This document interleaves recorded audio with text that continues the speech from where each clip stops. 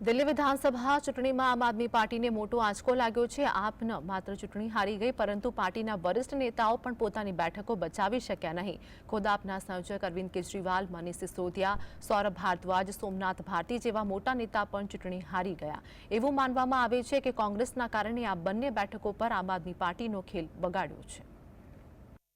પહેલા હરિયાણા, પછી મહારાષ્ટ્ર અને હવે દિલ્હી। ભાજપે રાજધાની દિલ્હીમાં પણ પોતાનો ઝંડો લહેરાવ્યો છે। આ જીત થોડા સમય પહેલા સુધી તેના માટે સરળ માનવામાં આવતી નહોતી। ભાજપની રણનીતિએ તો આમ આદમી પાર્ટીને હરાવી, સાથે સાથે કોંગ્રેસે આપનો ખેલ બગાડવામાં મોટી ભૂમિકા નિભાવી। પહેલાથી જ એવું અનુમાન લગાવવામાં આવી રહ્યું હતું કે કોંગ્રેસને મળતો દરેક મત ભાજપ માટે ફાયદાકારક રહેશે, અને બરાબર એવું જ બન્યું। ચૂંટણીમાં આમ આદમી પાર્ટીએ એવી ઘણી બેઠકો ગુમાવી દીધી કે જ્યાં કાંટે કી ટક્કર રહી। આવી 15 બેઠકો છે જ્યાં આમ આદમી પાર્ટીની હાર થઈ। આ બેઠકો પર કોંગ્રેસને 15% વધુ મત મળ્યા હતા। કોંગ્રેસને માદીપુર, સંગમ વિહાર, કસ્તુરબાનગર, બાદલી અને નાંગલોઈ જાટમાં 20%થી વધુ મત મળ્યા છે। ગુજરાતમાં આમ આદમી પાર્ટીએ કોંગ્રેસ સાથે જે કર્યું તે જ કોંગ્રેસે દિલ્હીમાં આપ સાથે કર્યું। હવે વિશ્લેષકો કહી રહ્યા છે કે જો દિલ્હી વિધાનસભા ચૂંટણીમાં કોંગ્રેસ અને આમ આદમી પાર્ટી ગઠબંધનમાં ચૂંટણી લડ્યા હોત તો ઘણી બેઠકો પર પરિણામોમાં ઉલટફેર રહ્યા હોત। આવી ઘણી બેઠકો છે જ્યાં કોંગ્રેસને મળેલા મતોના કારણે આમ આદમી પાર્ટીની હાર થઈ છે।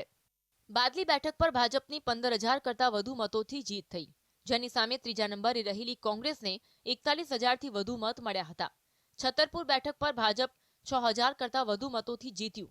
અહીંયા કોંગ્રેસને 6,600 કરતાં વધુ મત મળ્યા હતા। ગ્રેટર કૈલાસ બેઠક પર ભાજપની 3,100 કરતાં વધુ મતોથી જીત થઈ।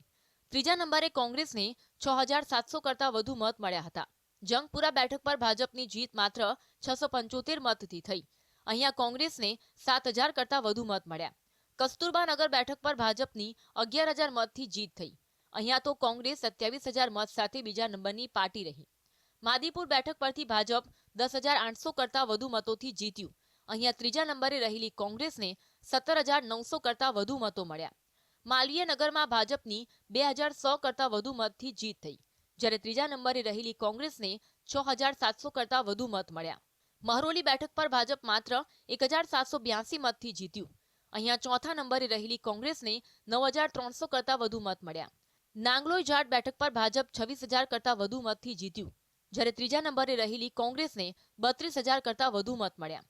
હોટ સીટ રહેલી નવી દિલ્હી બેઠક પરથી કેજરીવાલની ભાજપ સામે 4,089 મતથી હાર થઈ। અહીંયા કોંગ્રેસના ઉમેદવાર સંદીપ દીક્ષિતને 4,568 મત મળ્યા। રાજિંદરનગર બેઠક પરથી આપના દુર્ગેશ પાઠક ભાજપ સામે 1,231 મતથી હારી ગયા। અહીંયા ત્રીજા નંબરે રહેલી કોંગ્રેસને 4,000 કરતાં વધુ મત પ્રાપ્ત થયા। સંગમ વિહાર બેઠક પર ભાજપ માત્ર 344 મતથી જીત્યું, જ્યારે બેઠક પર ત્રીજા નંબરે રહેલી કોંગ્રેસને 15,800 કરતાં વધુ મત મળ્યા। તિમરપુર બેઠક પર ભાજપ 1,168 મતથી જીત્યું, જેની સામે કોંગ્રેસને ત્રીજા નંબરે 8,300 કરતાં વધુ મત પ્રાપ્ત થયા। દિલ્હીમાં ભાજપની આ જીતે તેને એક અભેદ રાજકીય પક્ષમાં પરિવર્તિત કરી દીધી છે। દિલ્હીના પરિણામોમાં ભાજપની જીત કરતાં વધુ મહત્વ આમ આદમી પાર્ટીની હારનું છે। આ પાર્ટી માટે આ એક મોટો આંચકો છે, કારણ કે દિલ્હી તેના સમગ્ર રાજકારણનું કેન્દ્ર રહ્યું છે। અહીંથી તે રાષ્ટ્રીય રાજકારણમાં આગળ વધવાના સપના જોઈ રહી છે। હવે આ હારથી આમ આદમી પાર્ટીની રાષ્ટ્રીય મહત્વાકાંક્ષાઓને મોટો ફટકો પડ્યો છે। ખાસ કરી અરવિંદ કેજરીવાલ માટે વ્યક્તિગત હાર પણ છે। Bureau report, GSTV।